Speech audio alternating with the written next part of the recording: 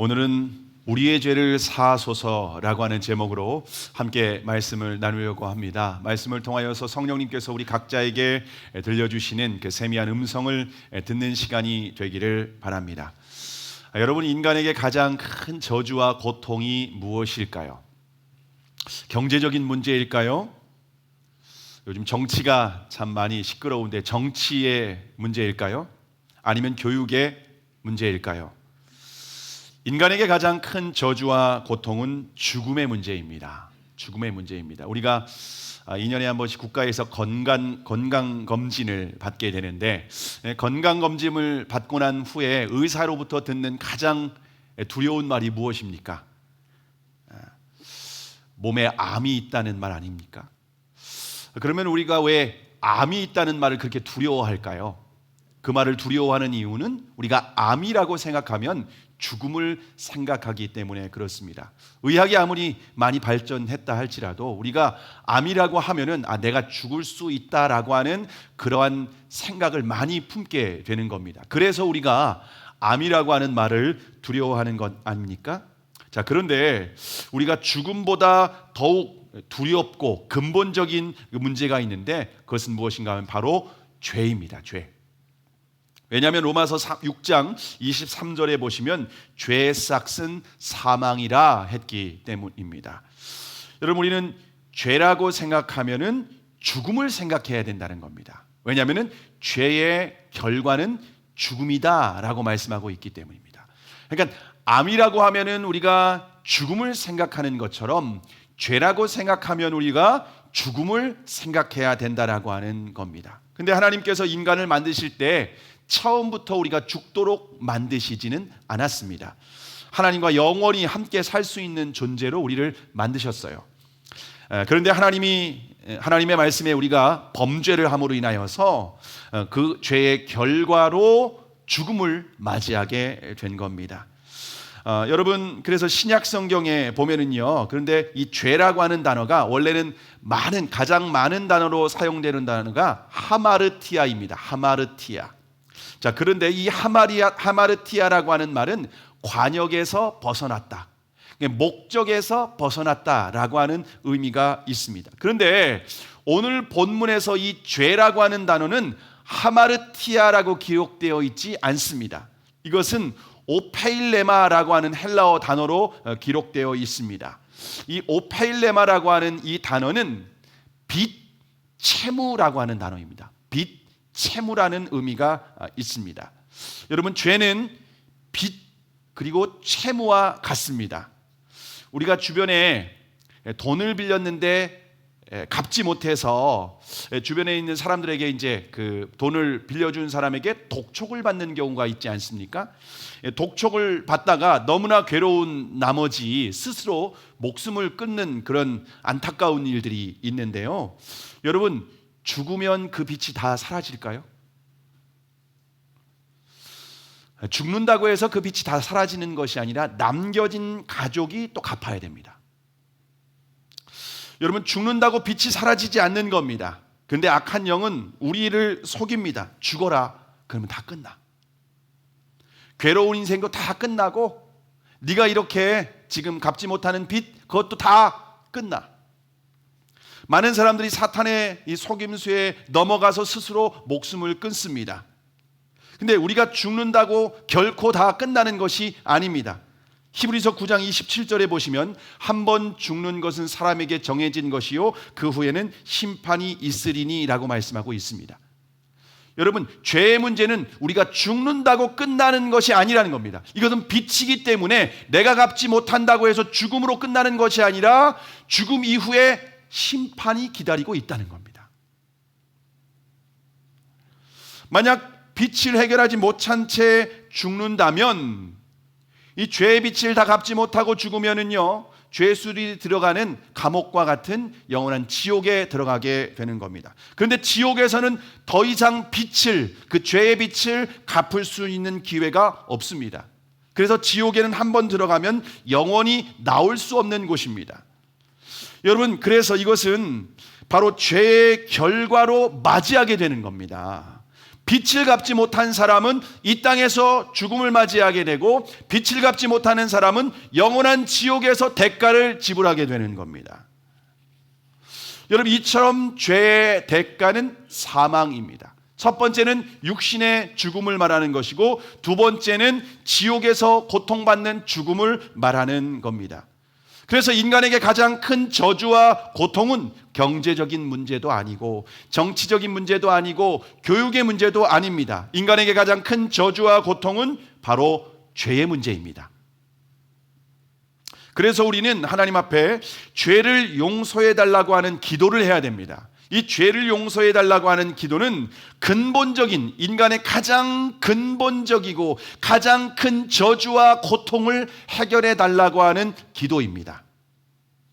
자, 그러면 어떻게 죄의 빚을 갚을 수 있을까요?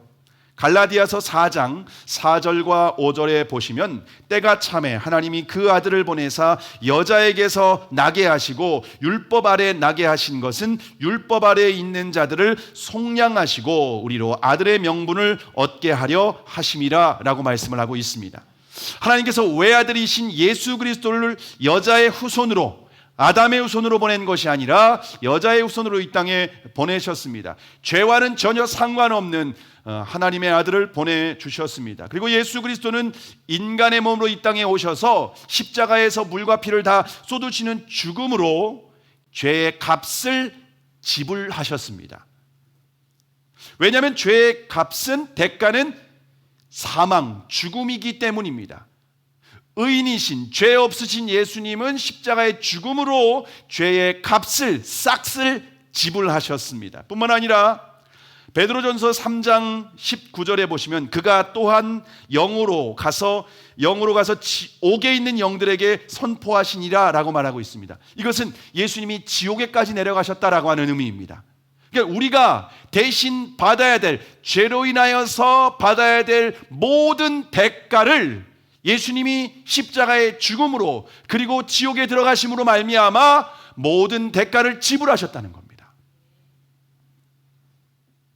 이처럼 죄 없으신 예수 그리스도께서의 죽음으로 우리를 속량하셨다라고 말씀하고 있습니다. 이 속량이라고 하는 말은 값을 주고 샀다는 말입니다. 마치 죄의 노예가 된, 사탄의 노예가 된 우리 인간을 예수님이 생명의 값을 지불하시고 우리를 노예에서 자유케 하셨다라고 하는 겁니다.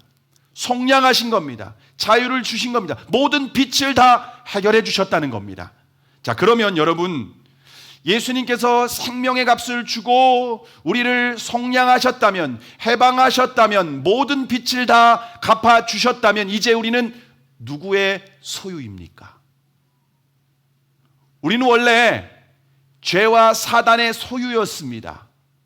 죄와 사단의 노예였습니다. 그런데 우리는 이제는 예수 그리스도의 소유가 되었다는 겁니다.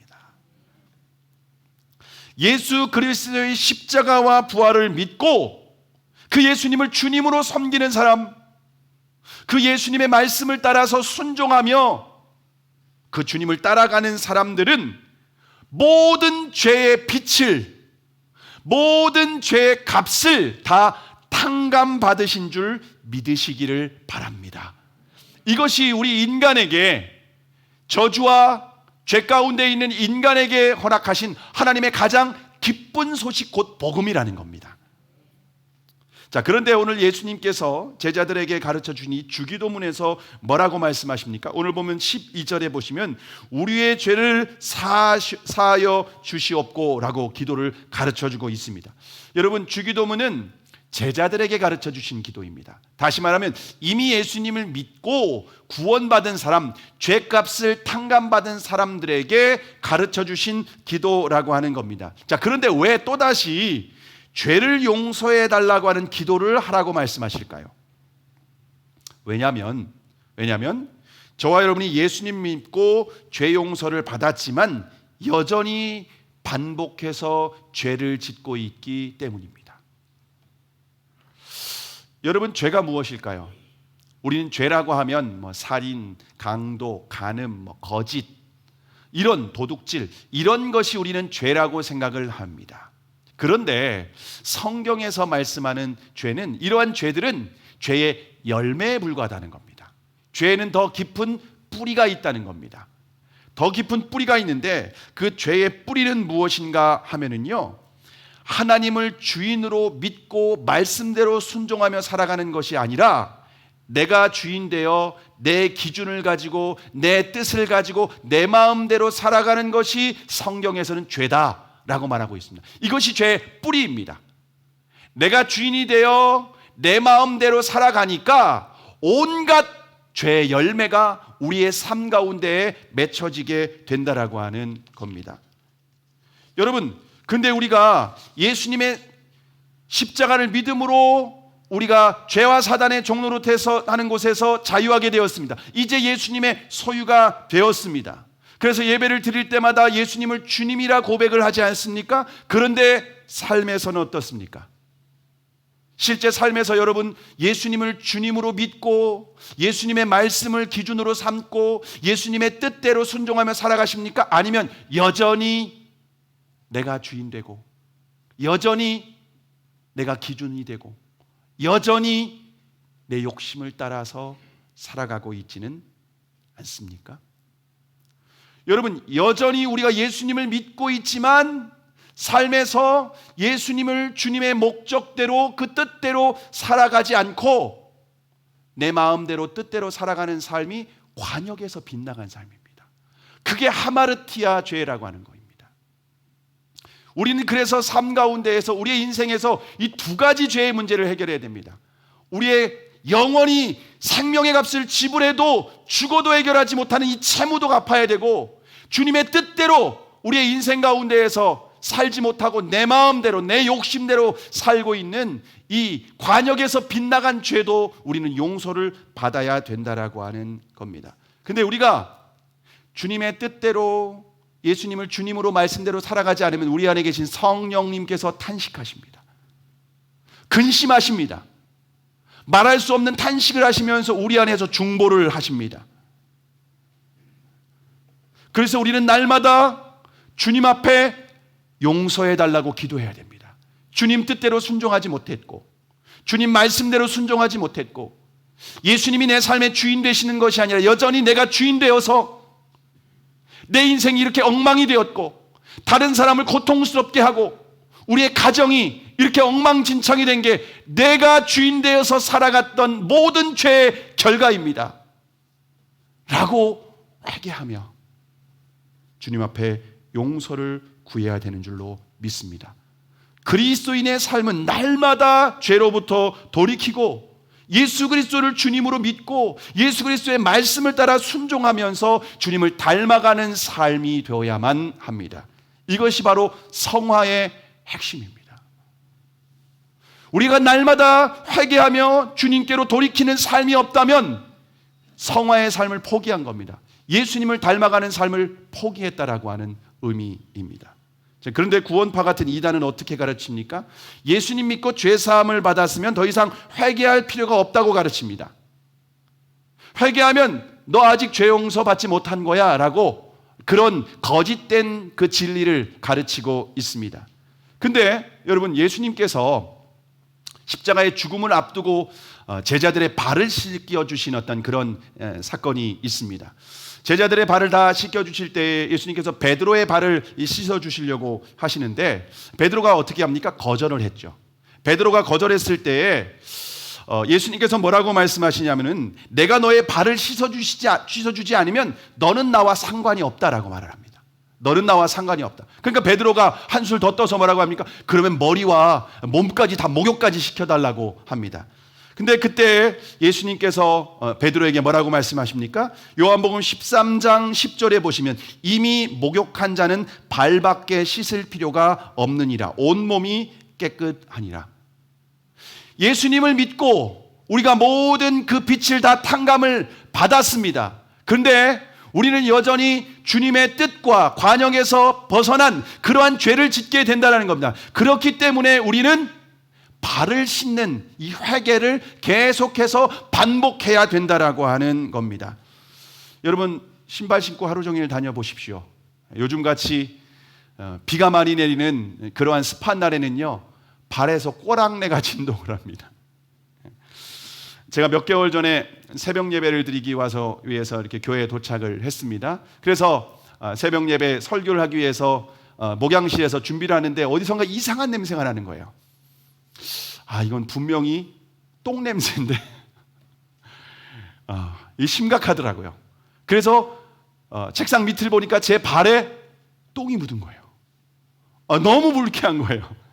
당장 새벽 예배 설교를 해야 되는데, 그래서 급하게 화장실에 가서 물로 씻어내고 말씀을 전했습니다. 그리고 기도 자리에 앉았는데 찝찝한 거예요. 도대체 이 똥이 어디서 묻었나? 그리고 더 이상 기도를 못 하겠어 가지고서 밖으로 나가서 추적했습니다. 목양실부터 도대체 어디에서 이 똥이 묻은 걸까? 라고 하면서 추적해서 나간 결과, 역추적한 결과 주차장에서 발견했습니다. 간밤에 동네 강아지가 우리 교회 앞을 지나가다 살짝 실례하고 지나간 것 같습니다. 근데 새벽에 도착하니까 차에서 내렸을 때 깜깜하니까 아무것도 안 보이는 거예요. 그래서 저도 모르게 무심결에 지나가다가 그 똥을 밟고 지나왔었던 겁니다. 그래서 깨끗하게 청소를 하고 교회에 기도하러 성전으로 다시 들어왔습니다. 근데 성전에 들어왔는데 하나님께서 저에게 주신 마음은 무엇인가 하면, 너희가 세상을 살아가다 보면 사단이 곳곳에 지뢰를 설치했다는 겁니다. 죄의 덫을 놓고 있다는 겁니다. 내가 의도하지 않아도 세상을 살아가다 보면 죄가 우리의 영혼에 묻게 된다는 겁니다. 죄가 우리의 영혼에 침투한다는 겁니다. 예수 그리스도를 믿고 하나님의 성전된 우리 안에, 성전 안에 더러운 냄새가 진동을 한다는 거예요. 그래서 이 냄새나는 죄를 씻어내지 않으면, 날마다 죄를 씻어내지 않으면 하나님의 임재로 충만할 수 없다는 겁니다. 여러분, 우리 안에 이 더러운 세상의 죄, 똥과 같은 냄새나는 이 죄를 씻어내지 않으면 뭐가 날라오지 않습니까? 똥파리가 날라옵니다. 사단이, 악한 영이 역사하게 되는 겁니다. 하나님의 영으로 충만한 게 아니라 사단이 우리에게 침투하고 지배하려고, 우리를 죽이고 멸망시키려고 한다는 겁니다. 그래서 우리 마음의 성전을 날마다 거룩하게 깨끗하게 하기 위해서 죄를 회개하는, 죄를 씻는 이것을 해야 된다는 겁니다. 여러분, 우리가 날마다 죄를 회개하는 것은 우리의 몸을 샤워하는 것과 같습니다. 제가 어제 복숭아를 가져오기 위해서 시골에 가서 복숭아를 땄습니다. 오후에 비가 내리더라고요. 오후에 비가 막 추적추적 내리는데 어쨌든 따내야 되니까 다 땄습니다. 그러니까 온몸이 비에 젖고 진흙탕 물에 발이 막 신발이 온 진흙탕이 됐고, 또 온몸에선 땀과 비와 온갖 더러운 어떤 그런 게 다 묻어 있는 겁니다. 여러분, 그 상태로 그냥 생활할 수 있을까요? 그 상태로 그냥 잠자리에 들어갈 수 있을까요? 그 상태로 그냥 새 옷을 입을 수 있습니까? 물론 혼자 사는 사람들은 그냥 그러고도 피곤하니까 그냥 잠이 들 수는 있지만, 배우자가 있고 함께 사는 사람들 절대 그냥 그대로 잘 수 없습니다. 반드시 샤워해야 됩니다. 샤워 안 하고 침대에 들어갔다가 발길에 얻어맞죠. 여러분, 함께 살려면, 예수님이 우리와 함께 영원히 거하시겠다고, 우리를 성전 삼으시겠다고 하는데, 우리가 더러운 죄를 우리의 성전 가운데 묻히고 꼬랑내나고 진흙 묻고 세상에서 온갖 더럽고 악한 것들을 우리의 마음에 가득 채운 채로 주님과 함께 동행할 수 없다는 겁니다. 씻어내야 된다는 겁니다. 어떻게 씻어냅니까? 회개입니다. 우리가 회개는 우리의 영혼의 샤워와 같다는 것입니다. 우리가 날마다 일용할 양식을 구해야 되는 것과 같이 날마다 우리는 죄를 용서해 달라고, 우리의 영혼에 있는 더러운 이물질, 더러운 냄새나는 것들을 씻어달라고 기도해야 됩니다. 그래야만 우리의 삶이 하나님의 임재로 충만한 삶을 살아가게 되는 줄 믿으시기를 바랍니다. 자, 그런데 먼저 우리가 죄 용서를 구하기 전에, 하나님 앞에 죄를 용서해 달라고 구하기 전에 먼저 해야 될 것이 있다는 겁니다. 먼저 해야 될 것. 그것은 우리가 우리에게 죄 지은 자를 사하여 준 것 같이 우리의 죄를 사하여 주시옵고 라고 말씀을 하고 있습니다. 우리가 하나님 앞에 죄를 용서해 달라고 날마다 기도하기 전에 날마다 우리에게 죄를 지은 사람을 용서해 달라는 기도를 먼저 선행해야 된다는 겁니다. 그것이 전제된 후에 나의 죄를 용서해 달라고 기도를 해야 된다라고 하는 겁니다. 우리가 다른 사람에게 상처를 받는 것만큼 또 다른 사람에게 상처를 주고 있습니다. 우리의 삶은요, 이 연속이에요.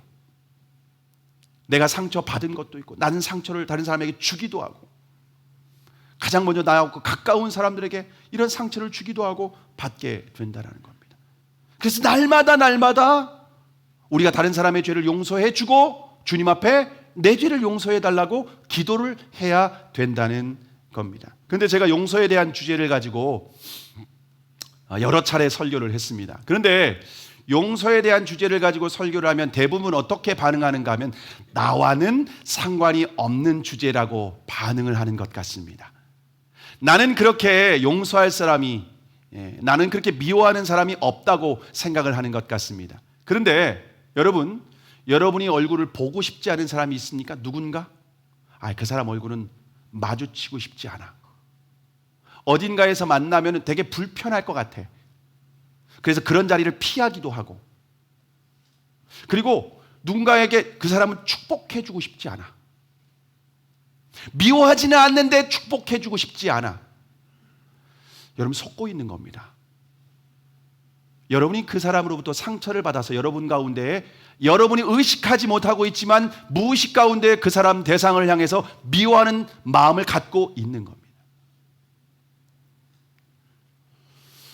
여러분의 마음 가운데 거리끼는 사람, 여러분의 마음 가운데 그 이름을 생각하면 불편한 사람, 얼굴을 마주쳤을 때 그 사람의 얼굴을 마주하고 싶지 않은 사람, 축복하고 싶지 않은 사람, 그 사람이 바로 여러분이 용서해야 될 대상이라는 겁니다. 우리는 큰 원수를 지은 사람만 용서해야 된다고 생각하는 겁니다. 그렇지 않습니다. 사실 우리는 작은 말 하나에도 상처를 받아요. 그렇지 않습니까? 여러분이 누군가로부터 가까이 있는 사람인데 작은 말 하나에도 상처를 받아요. 그냥 미운 감정이 그냥 욱하고 올라와요. 근데 우리는 그런 것들을 그냥 가만히 놔둡니다. 몸에 상처가 있으면 작은 상처가 있어도 후시딘이라든가 연고를 바르면서 상처를 치유해야 되는데 우리 영혼의 마음에 그런 마음에 어떤 상처를 받으면 그런 것들을 그냥 넘겨버립니다. 그것이 우리의 영혼을 죽입니다. 그래서 우리는 작은 상처를 준 사람이라 할지라도 용서하고 축복하는 기도를 반복적으로 매일 해야 된다는 겁니다. 근데 우리에게 상처를 준 사람은 북한의 김정은이 아닙니다. 사실 나와 가장 가까운 사람들입니다. 내 가족, 친구, 그리고 교회 공동체 안에 있는 사람들입니다.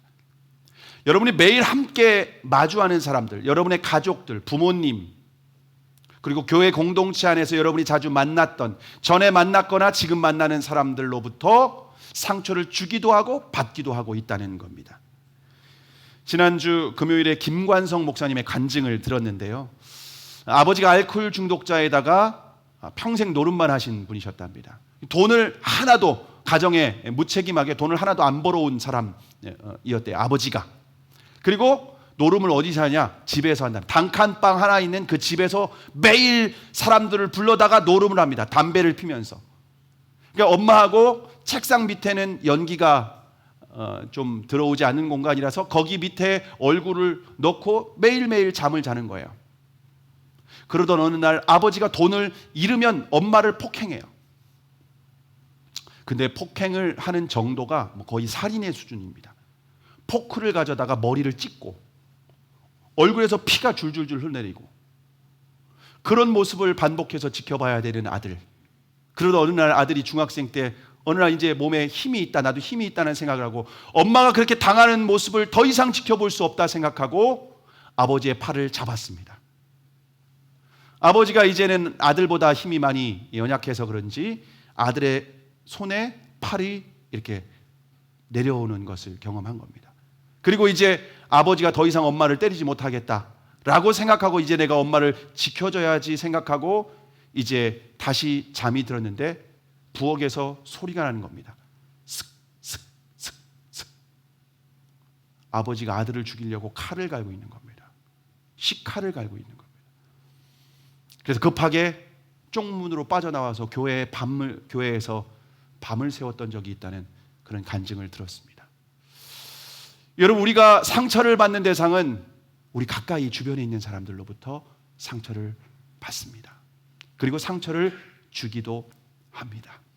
엮이는 가정 가운데 죄로 인하여서 타락한 이 세상 가운데 살아가다 보니 나를 정말 사랑해줘야 될 부모님으로부터 사랑이 아닌 상처를 받습니다. 사랑하는 배우자의 외도로 말미암아 우리가 정말 큰 고통과 아픔을 경험하게 됩니다. 자식이 부모님에게 정말 평생 잊혀지지 않는 상처를 주기도 합니다. 시어머니의 말 한마디가 평생 가슴에 빗으로 꽂혀서 평생 고통을 당하는 경우도 얼마나 많이 있는지 모릅니다. 학교 다닐 때 친구들로부터 당했던 아픔, 우린 주변에 있는 사람들로부터, 공동체 안에서 목회자에게, 그리고 다른 성도들로부터 그런 아픔과 상처를 우리는 너무나도 많이 당하게 된다라고 하는 겁니다.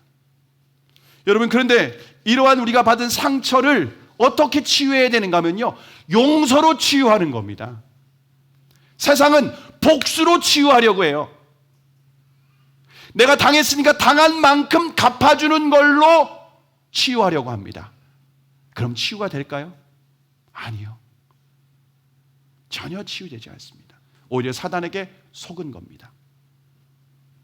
우리는 용서로 우리가 치유할 수 있다는 겁니다. 주님은 한 걸음 더 나아가서 어떻게 말씀하십니까? 마태복음 5장 44절과 45절에 보시면 나는 너희에게 이르노니 너희 원수를 사랑하며 너희를 박해하는 자를 위하여 기도하라. 이같이 한즉 하늘에 계신 너희 아버지의 아들이 되리니 이는 하나님이 그 해를 악인과 선인에게 비추시며 비를 의로운 자와 불의한 자에게 내려주심이라. 나에게 상처를 준 사람, 나에게 아픔을 준 사람을, 원수 같은 사람을 용서해야 된다. 아니, 한 걸음 더 나아가서 그를 위해서 기도해줘라. 사랑해라. 그것이 우리의 상처를 치유하는 유일한 길이라는 겁니다.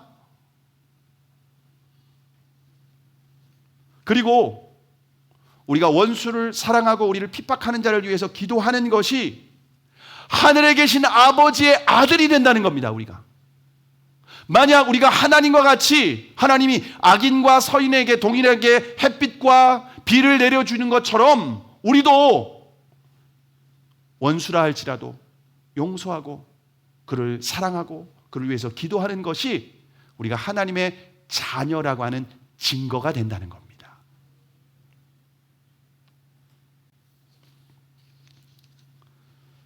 이처럼 우리가 다른 사람을 먼저 용서하지 않으면 우리도 용서받을 수 없다. 이게 주기도문에서 주님께서 우리에게 가르쳐 주신 기도라고 하는 겁니다. 죄 사함의 은혜를 누리지 못합니다. 내가 다른 사람의 용서를 해주지 않으면 주님께 죄 용서의 은혜를 받을 수 없습니다. 죄 용서의 은혜를 받지 못하면 하나님의 성전에 주님이 충만하게 거할 수 없습니다. 오히려 파리가 날린다고 했죠. 똥파리가 날립니다. 더러운 것들이 우리의 몸에 성전 가운데 침투하게 됩니다. 그럼 우리의 마음에 분노가 찾아옵니다. 미움이 가득하게 됩니다.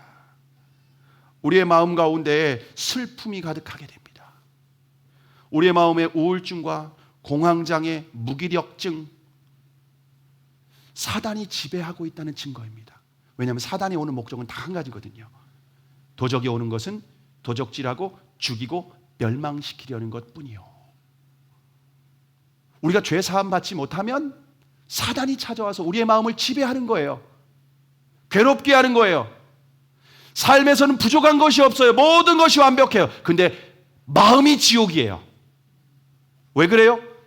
죄와 사단의 지배를 받고 있다는 증거예요. 죄 용서받지 않으면은 거룩하신 주님의 임재로 충만한 것이 아니라 악한 것이 우리를 지배하게 되는 겁니다.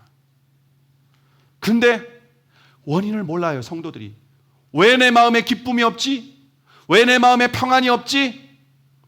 원인도 모른 채 내 마음에 다른 사람을 용서하지 못하기 때문에 은혜 받지 못하고 주님의 은혜로 충만하지 못하다라고 하는 이 원인도 발견하지 못한 채 그냥 사단에게 속고 살아가게 된다는 겁니다. 또한 우리가 다른 사람을 용서하지 않으면 기도 응답도 받을 수 없습니다. 마가복음 11장 25절에 보시면 서서 기도할 때에 아무에게나 혐의가 있거든 용서하라. 그리하여야 하늘에 계신 너희 아버지께서도 너희 허물을 사하여 주시리라 하시니라. 기도할 때에 누군가 너에게 상처를 줬다면 용서하라는 겁니다. 기도할 때에 용서하라는 말은 무슨 말입니까? 그래야 기도 응답 받을 수 있다는 거예요. 여러분, 용서하지 않는 사람에게 기도의 응답을 기대하지 마십시오. 주님의 말씀입니다. 만약 우리의 마음 가운데 미움과 분노로 가득한 상태에서 기도한다면 응답이 없습니다. 이사야 1장 15절에 보시면 너희가 손을 펼 때 내가 내 눈을 너희에게서 가리고 너희가 많이 기도할지라도 내가 듣지 아니하리니 이는 너희 손에 피가 가득함이라. 우리의 마음 가운데 미움이 있는 것은요, 살인입니다. 피가 가득한 상태로 많이 기도할지라도 듣지 않는다는 말씀을 하십니다. 손을 펼지라도 눈을 가리겠다고 말씀하십니다. 용서하지 않는 사람에게 기도 응답도 없다는 겁니다. 철야 기도를 해도 응답이 없습니다. 금식 기도를 해도 응답이 없습니다. 작정 기도를 해도 응답이 없습니다. 주님은 철야 기도할 생각하지 말고 용서해라고 말씀하십니다. 용서하고 기도해. 그게 주님께서 우리에게 주시는 약속이라는 겁니다. 그러면 어떻게 나에게 상처와 아픔을 준 사람을 용서할 수 있을까요? 어떻게 용서할 수 있을까요? 그 인간을 어떻게 용서하냐는 겁니다. 근데 우리가 어떻게 용서할 수 있는가라는 질문을 하기 전에 우리가 어떤 은혜를 받았는가 생각해야 됩니다. 어떤 은혜를 받았는가. 마태복음 18장에 보시면 베드로가 주님께 질문을 합니다. 형제가 나에게 죄를 범하면 몇 번이나 용서해야 됩니까? 얼마나 참아야 됩니까? 여러분이 가정에서 부부관계 가운데 혹은 어떤 시어머니와 며느리와의 관계 가운데 얼마나 참아야 됩니까? 이런 기도를 많이 하지 않습니까? 주님은 대답을 해 주셨습니다. 베드로는 내가 할 수 있는 최선이 뭐라고 생각했느냐 하면은요, 7번이라고 생각했던 겁니다. 주님이 7번 정도 용서해 주면 될까요? 근데 주님은 마태복음 18장 22절에 보시면 예수께서 이르시되 내가 너 이르노니 7번뿐 아니라 7번을 70번까지라도 할지니라. 77 490번. 근데 진짜 490번이 아니라 계속해서 끝까지 용서해 줘야 된다는 겁니다. 여러분 몇 번까지 용서해 보셨습니까? 혹시 용서하다가 내가 더 이상은 못 참아 하고 폭발한 적 없습니까? 배우자에게, 자녀에게, 또 시어머님이 며느리에게, 며느리가 시어머니에게 나를 뭘로 보는 거야? 내가 보자니까 보자기로 보이나? 가만히 있어 가만히로 보이나? 몇 번을 참고 그렇게 폭발하셨습니까? 주님은 70번씩 7번이라도 용서해야 된다 말씀하십니다. 그리고 나서 1만 달란트 빚진 자의 비유를 말씀하시는 거예요. 1만 달란트 빚진 자가 갚을 능력이 전혀 없는 거예요. 그래서 주인이 불러서 뭐라고 합니까? 여러분 처음부터 탕감해 주겠다 이렇게 말씀하지 않아요. 불러서 뭐라고 하냐면요, 내 몸의 장기를 다 팔고 아내, 자식 모든 소유를 다 팔아서 갚아. 처음부터 탕감해 준다고 말씀하지 않아요. 네 장기를 다 팔아가지고 갚고 자식, 네 소유 뭐 싹 팔아서라도 당장 갚아라고 말씀하십니다. 주인이. 그런데 종이 엎드려서 간청을 합니다. 내가 갚을 테니까 기회를 달라고 요청을 합니다. 근데 그 1만 달란트가 요즘 시세로 하면 얼마인지 아십니까? 23조 6천억입니다. 23조 6천억. 이재용 회장의 재산이 지금 현재 우리나라 재산 1위인데요. 삼성의 이재용 회장이 재산이 13조 1천억 원입니다. 이재용 회장이 다 갚아도 자기 빚 하나 다 갚지 못합니다. 그런데 불이한 재물은 주님 받지 않으십니다. 의로운 자의 재물만 받으십니다. 무슨 수로 갚습니까? 그 주인이 어떻게 합니까? 종을 불쌍히 여기고 다 빚을 탕감해 줍니다. 마치 예수 그리스도께서 우리의 죄를 위해서 죽으심으로 말미암아 우리의 빚을 다 탕감해 준 것과 같습니다. 우리가 죽어도 안 되고 울어도 안 되고 목숨을 다해도 안 되고 대를 이어도 안 되고 어떻게 할 수 없는 그 죄를 예수님이 십자가에 다 탕감해 준 만큼 그 값이 1만 달란트라는 겁니다. 자, 그렇게 빚을 탕감받았습니다. 그리고 돌아오는 길에 자신에게 빚진 친구를 만났습니다. 그 친구가 빌려간 돈은 100데나리온입니다. 2천만 원 정도 합니다. 여러분, 2천만 원은 적지 않은 돈입니다. 여러분이 누군가에게 2천만 원 그냥 줄 수 있습니까? 제가 여러분의 돈을 2천만 원을 빌려갔는데 안 갚으면요, 난리를 칠 겁니다. 주일마다 피켓을 들고 할지도 모르겠습니다. 쉽지 않은 금액이 맞습니다. 근데 어떻게 합니까? 이 친구가 갚지 않겠다고 한 게 아니에요. 갚을 때니까 기회를 달라고 했습니다. 똑같이 주인에게 했던, 갚을 때니까 기회를 달라고 했습니다. 그런데 멱살을 잡고 소리를 지르면서 사정하면서 기회를 달라고 하는데 전혀 냉정하게 차갑게 거절하고 인정사정도 없이 경찰에 고소를 해서 감옥에 쳐넣었습니다. 그리고 돈을 갚을 때까지는, 그러니까 안에 있는 사람 갚지 못하니까 밖에 있는 가족들이나 누군가라도 갚아서 나에게 돈을 주기 전까지는 너 나갈 수 없어. 피도 눈물도 없이 냉정하게 잘라버립니다. 그 모습을 본 다른 친구가 그 사실을 주인에게 전합니다. 그 주인이 그 말을 듣고 1만 달란트 빚진 종에게 다시 불러서 뭐라고 합니까? 이렇게 부릅니다. 불러서 이 악한 종아, 이렇게 부릅니다. 너는 악한 종이다, 이렇게 말씀하십니다. 1만 달란트 탕감해 줬는데 100데나리온을 빚진 자를 용서를 못해? 너는 악한 종이다, 이렇게 말씀하십니다. 아니, 내가 사정하면서 빌기에 1만 달란트를 전부 탕감해 줬는데 그러면 내가 불쌍히 여긴 것 같이 너도 동료를 불쌍히 여기는 것이 마땅하지 않냐? 내가 너무 과한 것을 기도했냐? 넌 양심이 있냐? 주인이 그렇게 말하고 있는 거예요. 그리고 그 악한 종에게 분노를 합니다. 그리고 1만 달란트를 다 갚도록 다시 감옥에 가둬버립니다. 그리고 마지막으로 주님께서 이렇게 말씀하십니다. 마태복음 18장 35절에 보시면 너희가 각각 마음으로부터 형제를 용서하지 아니하면 나의 하늘 아버지께서도 너희에게 이와 같이 하시니라. 너 용서 못하니? 1만 달란트 탕감해 줬는데 너에게 상처 준 그런 사람들, 사실 그런 사람들은 다 나와 가까운 사람들인데 내 가족이었고 부모님이었고 내 형제였고 친구였고 교회 공동체 목회자였고 성도였고, 근데 용서 못해? 그러면 너도 나올 수 없어. 우리가 하나님으로부터 빛을 탕감한, 채무를 탕감받은 은혜를 받았다면, 그 용서와 사랑을 받았다면 다른 사람을 향한 용서와 사랑으로 반응해야 된다는 겁니다. 그런 사람이 이 땅에서 정말 하나님의 임재와 풍성한 삶을 누릴 수 있다, 주님 우리에게 약속하고 있습니다. 주님께서 1만 달란트 빚진 종의 비유를 통해서 우리에게 강조하고 싶은 것은 은혜입니다. 너 은혜 받았니? 너 구원 받았니? 정말 네가 얼마나 큰 죄에서 용서받은지 아니? 지옥 가도 너 울어도 못하고 죽어도 못하고 네 장기를 다 팔아도 안 되고 가족의 생명 모든 것을 다 팔아도 안 되는 그 죄를 용서해 줬는데 용서해 주지 못하니? 그건 해줄 수 있지 않겠니? 주님 우리에게 그렇게 말씀하고 계십니다. 여러분, 복음을 한마디로 말하면요, 용서와 사랑입니다.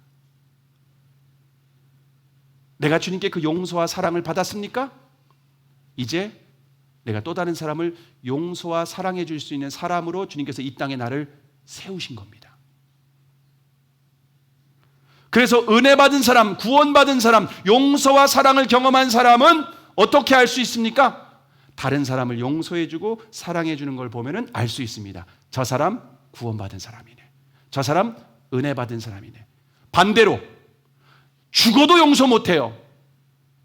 죽어도 사랑 못 해요. 그래? 그럼 너는 감옥에서 못 나온다. 이게 오늘 예수님께서 우리에게 주기도문을 통해서 말씀하신 내용이라고 하는 겁니다. 물론 우리가 상처를 깊게 받은 사람이 있죠. 그런 사람을 우리가 용서해 주기 위해서 정말 내 힘과 내 안에 용서와 사랑이 없어서 고통스러울 때가 있습니다. 괴로울 때가 있습니다. 근데 여러분, 그럴 때 우리가 마음의 중심으로 먼저 결단하는 게 중요해요. 용서하겠다라고 하는 의지를 갖는 게 중요해요. 먼저 이게 필요해요. 그리고 주님의 은혜와 사랑을 구해야 됩니다. 예수 그리스도를 바라봐야 돼요. 예수 그리스도를 바라볼 때 그분이 나에게 용서하고 사랑할 수 있는 은혜를 계속해서 부어 주십니다. 그래서 여러분, 우리가 용서와 사랑은 우리의 능력으로 할 수 없습니다. 주님을 바라봐야 됩니다. 그래서 히브리서 12장 2절에 믿음의 주요 또 온전하게 하시는 이인 예수를 바라보자라고 말씀하고 있습니다. 예수님은 믿음의 주입니다. 믿음의 주라는 말은 믿음의 창시자라는 말입니다. 우리에게 믿음을 주시는 분입니다. 그리고 우리의 믿음을 완성하게 하시는 분이라는 겁니다. 그 예수 그리스도를 바라보는 겁니다. 그럴 때 그분이 용서와 사랑의 은혜를 우리 안에 부어주시는 겁니다. 그 은혜와 사랑으로 이제는 다른 사람을 용서할 수 있게 되는 겁니다. 그래서 우리가 용서할 수 없는 대상이 있을 때 주님을 바라보는 거예요. 은혜를 구하는 거예요. 내 안에 그 사랑을 부어달라고. 내 능력으로는 안 되니까 주님 도와달라고 은혜를 구해야 되는 줄로 믿습니다. 스데반은 돌에 맞아 죽는 상황에서도 주님을 바라봤어요. 그러니까 돌에 맞아 죽는 상황에서도 어떻게 고백합니까? 사도행전 7장 59절에서 60절에 보시면 그들이 돌로 스데반을 치니 스데반이 부르짖어 이르되 주 예수여 내 영혼을 받으시옵소서 하고 무릎을 꿇고 크게 불러 이르되 주여 이 죄를 그들에게 돌리지 마옵소서 이 말을 하고 자니라. 돌에 맞아 죽는 상황에서도 주님을 바라보니까 그들을 용서하고 죽을 수 있다는 겁니다. 이것이 그리스도께서 우리에게 주신 명령입니다. 우리가 주님께 죄 용서를 구하기 전에 우리가 큰 어마어마한 우리가 죽어도 해결하지 못하는 이 빛을 탕감받았다면 주님의 은혜를 구하며 우리는 또 다른 사람을 용서하고 주님 내 죄를 용서해 주옵소서라고 기도할 때에 주님께서 우리의 삶에 죄를 용서해 주실 뿐만 아니라 우리의 영혼을 깨끗하게 샤워해 주시고 우리의 영혼에 하나님의 임재로 충만하게 온전히 주님과 동행하는 이 땅에서 하나님 나라를 누리는 삶을 살아가게 하실 수 있는 줄로 믿습니다. 저와 여러분이 죄 사함의 이 기도를 통하여 이 땅에서 하나님 나라를 누리며 그분의 은혜 가운데 살아가는 저와 여러분이 되기를 주님의 이름으로 축복합니다.